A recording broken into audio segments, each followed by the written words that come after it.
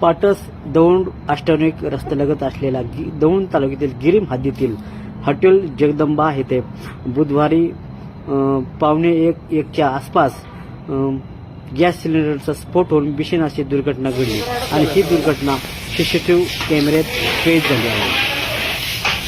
Gas सिलेंडरच्या स्फोटात 12 कामगार भाजले गेले आहेत. त्यापैकी एक महिला स्वयंपाक करणारी काम करणारी स्थानिक महिला ही जखमी झालेली आहे.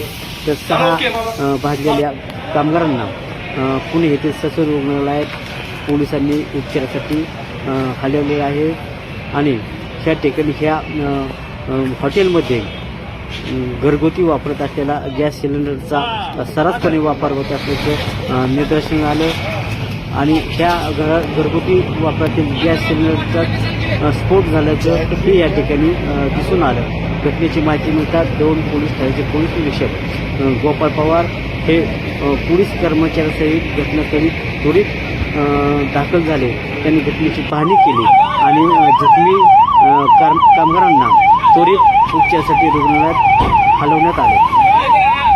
अत्यंत भयानक अशी भीषण अशी दुर्घटना गॅस सिलेंडरची घडली आहे आणि ही घटना सीसीटीव्ही कॅमेऱ्यात घडली आहे. अवघ्या 2 ते 3 सेकंदात अशी भयानक आणि हादरून सोडणारी घटना ही हॉटेल जगदंबा येथे घडल्याचं चित्र आहे.